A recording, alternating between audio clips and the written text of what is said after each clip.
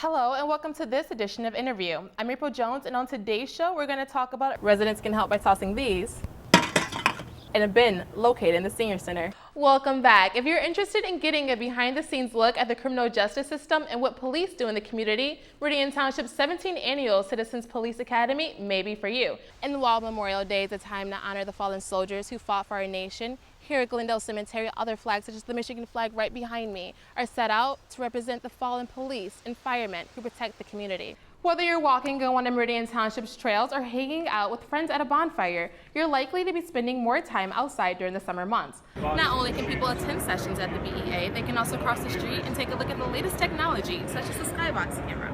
The ranking looked into things such as stress factors, crime rates, education levels, walkability ratings, and more. Well, joining us today to talk further on this topic is the Mayor of East Lansing, Nathan Triplett.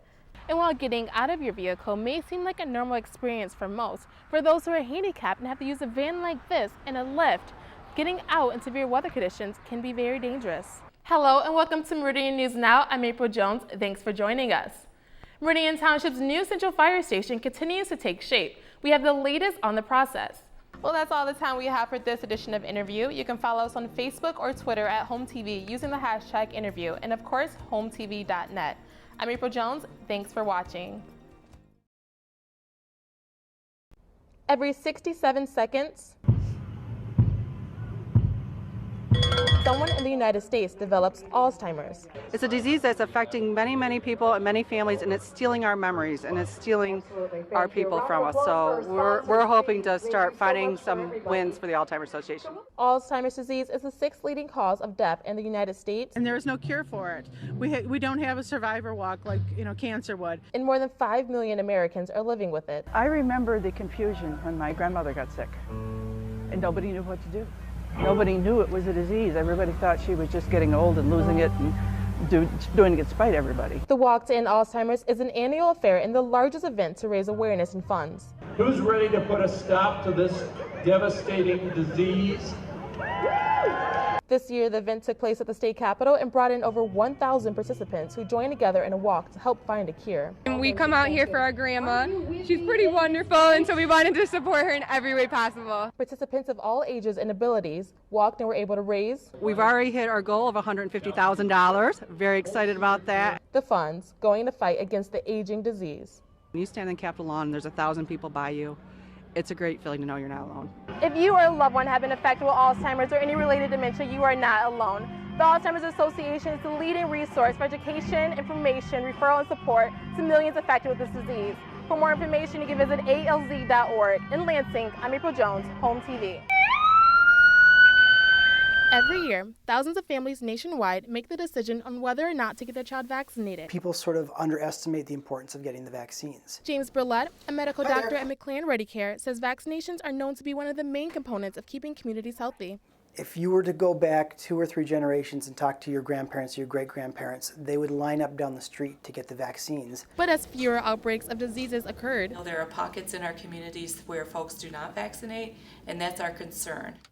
Terry Adams, who works for the Michigan Community Department of Health, says she fears for those who are not vaccinated. Last December, the measles resurfaced after an outbreak at Disneyland led to various cases nationwide. Measles is a highly contagious viral infection, and if contracted, can be fatal. You can get encephalitis, which is a swelling of the lining of the brain, and that's what people generally will die from. Now with a viral disease such as measles or shingles, you can get the disease without physically coming into contact with someone who has it. Now with an everyday public item such as the shopping cart, measles can live on the surface for up to 5 days. While it may seem obvious to get the vaccinations, some who aren't too fond of them, such as Luan Abram, thinks practices such as meditation can heal your body. We can really heal ourselves, holistically, eating healthy, all natural. But of course, also just meditating. At 14 years old, Abram moved here from Eastern Africa and decided against vaccinations due to fear. In the late 90s, there was a study that was published in a pretty high-powered medical journal called The Lancet out of England. And in that study, they linked autism to the measles, mumps, rubella vaccine. caused a lot of fear and concern in Europe and in the United States, and people stopped vaccinating because of that. And while the study was debunked, the choice to get vaccinated remains a choice that many will not take. We always hoped we have a high enough rate of vaccination among the population to give us what we call herd immunity. A concept where at least 90% of the community is vaccinated to reduce the outbreaks amongst those who are not. For Focal Point, I'm April Jones. It is a day of tradition, It's tough on the families, those who are left behind.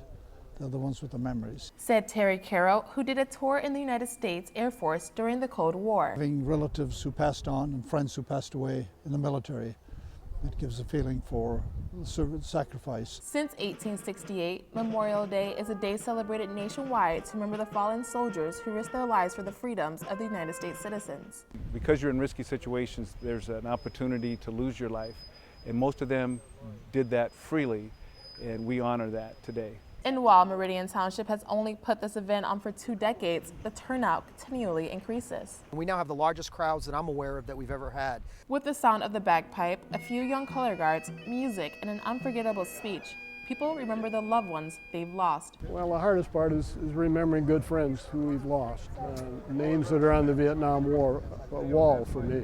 And while Memorial Day is a time to honor the fallen soldiers who fought for our nation, here at Glendale Cemetery, other flags, such as the Michigan flag right behind me, are set out to represent the fallen police and firemen who protect the community. Hazlitt resident Lynn Hecko and her family come out every year as a salute to her father, who died 4 years ago. He was a state policeman for 25 years, and that service too. So whether people come to respect the military or other legal enforcement units, it's just a time of remembering, time of paying honor to those who selflessly protect. In Meridian Township, April Jones, Home TV. While disc jockey and EDM artist Avicii was in Las Vegas to party, thousands of other professionals came out for the 5-day Broadcast Education Association conference. The people you see at places like this are always the best in the craft, always. Educators like Al Tompkins from the Poynter Institute spoke to students and educators sharing broadcasting tips to be used in the real world. I want to inspire you that this is what you can do. One of the things I really appreciate is when educators come to something like this, they'll sit through hours of teaching just to get smarter. They don't have to be here. Philip Papore and Aubrey Henkins, both journalism students from Point Park University, said it was nice to step out of the classroom to expand their learning capabilities. It's really mind-blowing just to see the number of people that are here from all the different professions. So it's just really nice to be able to talk to everyone and learn how you can find jobs in this field. You can make a lot of connections here, whether it is with fellow students or with, like I said, people you're trying to get employed with, like CNN or CBS. So it really is a nice atmosphere, and it's just you can really find anything that you want in the broadcasting field at the BEA. Not only can people attend sessions at the BEA, they can also cross the street and take a look at the latest technology, such as the Skybox camera. Right, so these are all studio quality, high definition cameras. David Carey was amongst the thousands of exhibitors showing off new gadgets at the National Association of Broadcasters showroom, hoping to interest those in the industry. They show you all the hardware already. That's the whole point of coming to the show, is to show them what we have and sell some more cameras. The showroom, the size of 2 stadium football fields, featured devices such as video IP cores to innovative control panels. They have some stuff that I've never heard of before. And while a windy sandstorm interrupted the nice weather outside, inside, more than 100,000 people walked around the exhibits where big money and big deals are brokered during the week, all in efforts to promote the broadcast industry. For Focal Point, I'm April Jones.